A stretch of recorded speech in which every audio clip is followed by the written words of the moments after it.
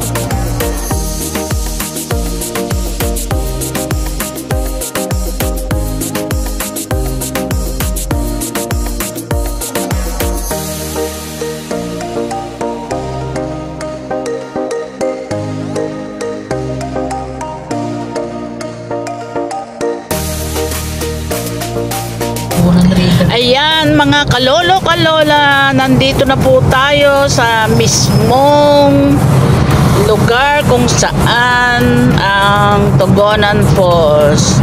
Kaya samahan nyo po kami.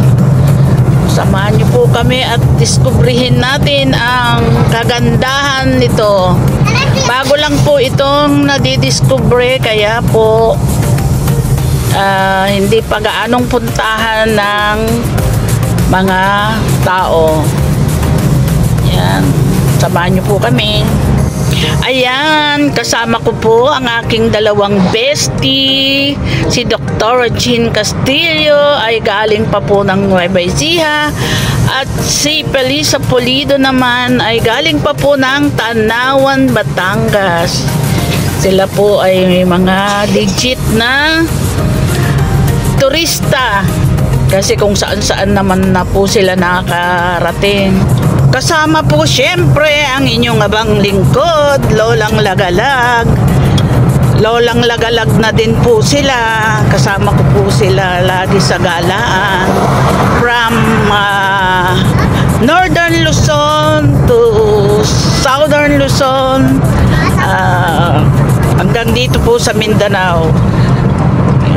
Hindi pa po kami nakarating ng Visayas, pero nakarating na rin po kami ng Boracay. Hindi nga lang po kami magkakasama. Kaya yan, diskubrihin po natin uli ang ating makasaysayan daw, pero makasaysayan na rin, makasaysayang Tugonan Waterfalls. Tara po, sumama po kayo sa amin. Yes, mga kalolo kalola, andito na po kami. So, natatanaw na po natin yung blue-green water ng waterfalls. Yes! So, excited na pong marating yung pinaka-falls niya. Kaya ito, ayan, makikita po natin, napakaganda. Nakakagulat po ang kagandahan niya. Hindi po natin nakakalain na isang barangay dito ay maganitong kagandang kalikasan. Malinis at malayo po sa ingay at pollution. Napakaganda po, kaya samahan niyo po kami muli. 1 minute later. Parang semi-Pinoyan. Pero yung Pinoyan kasi yung lapas, di ba tumatulas? Hindi po, magaspang. May mga na, karebo na. Ay, ang ganda. Ang ganda-ganda.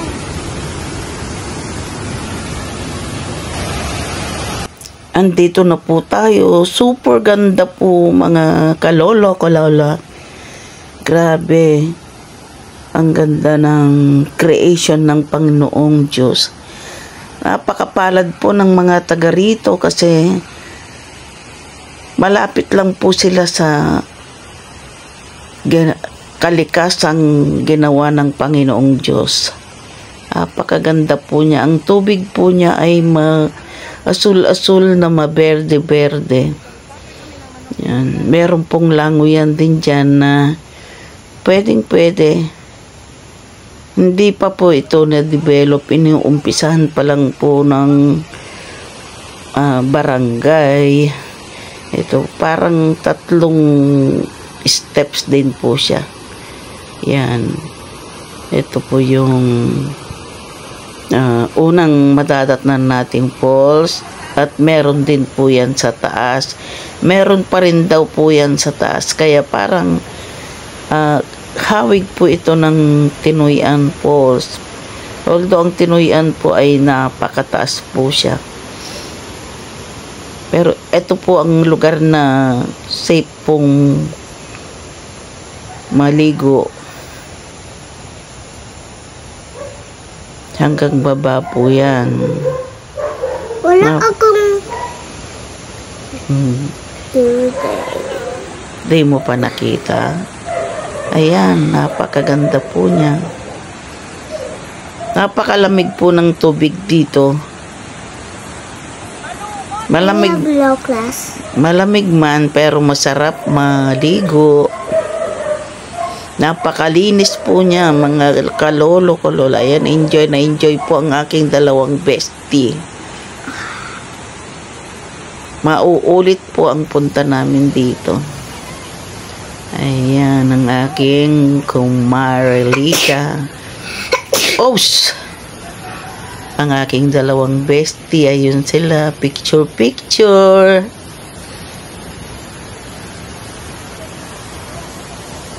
Ang ganda ng kalikasang gawa ng ating Panginoong Diyos. Kapalad po ang mga taga rito at malapit lang po sila sa napakagandang tanawin at kalikasan. Ayan. Makikita nyo po yung tubig, napakaganda. Picture po tayo. Ayan. I bought a phone. Ito po yung pangalawang bagsak ng waterfalls. Dito po medyo safe pong maligo kasi hindi po gaanong kalaliman. Di gaya dyan sa taas na masyado pong malalim. Makikita nyo po ang paligid, virgin forest pa, kaya tuloy-tuloy lang po ang daloy ng waterfalls at hindi po siya natutuyuan. Hindi po talaga siya inuuma o kinakaingin. Kaya napakaganda po ng maganda pa po ang gubat dito at hindi pa po siya nakakalbo. Yan ang swimming area. Kumbaga, ito po yung pinaka safe na area na pinaglalangoyan kasi bukod sa medyo makitid lang po yung agusan niya. Yan, ang mga bata po tuwang-tuwa sila. May natural pong lubid dyan na gawa po ng natural na tubo ng mga baging. Maganda pong pasyalan ito ng mga bata. Kasi may alternate po sila nang hindi po puro gadget lang ang kanilang kinahuhumalingan. At least dito, na-exercise pa sila sa pagsuswimming, sumisigla at lumalakas ang kanilang katawan, ay nag-i-enjoy pa. Yan. At natututo pa po sila sa pag-swimming ng natural na hindi na po kailangan ng swimming lesson. Yan. Enjoy na enjoy po sila.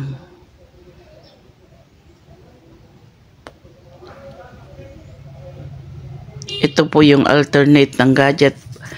Kailangan minsan po dinadala po natin sila dito para po hindi sila nahuhumaling ng husto sa mga gadget. Mahilig po silang mag-swimming. Napakapalad po nila. Hindi na kailangang lumayo para sa mga kapos ng budget. Andito lang po sila sa tabi-tabi. Pwede na po silang mag-enjoy, mag-swimming, mag-camping, at napakalinis po ng tubig. Tara po mga kalolo-kalola, papakita ko po sa inyo yung spot ng waterfalls na pwedeng mag-dive ang mga bata. Ako bata. Yes, ayan, may diving din po, may diving area din po siya na kayang-kayang lundagin ng mga kabataan. Ayan, si Cassandra, Isabella, at saka si Iya. Ayan. Ba't hindi mo nagsama ako? Isa, kasama din si Marcos dyan, pero hindi pa rin niya kaya. Kaya, ayan, ang mga ate lang niya ang magdadive. Ito po yung pangalawang bagsak ng malaking waterfalls. Yan, uy, kayang-kaya nila. Kagagaling ng mga bata kasi maski na hindi na po nila kailangan ang life vest. Kaya ko. Kaya mo, oo. Maski walang life vest. Sila ate mo, walang life vest. Lumalangoy sila. Kasi hindi po masyadong malayo ang tubig sa Pampang. Kaya po paglundag nila, ilang di pa lang, masaya ang maging bata at minsan lang maging isang bata. Kaya hayaan po natin silang mag-enjoy sa kanilang pagkabata. Mapapalad po sila at nararanasan ng mga bata dito ang ganyang adventure na hindi po nararanasan ng kabataan sa syudad. Kaya ayan. Sana nag-enjoy po kayo sa aking pag-tour sa inyo dito sa Tugonan Falls.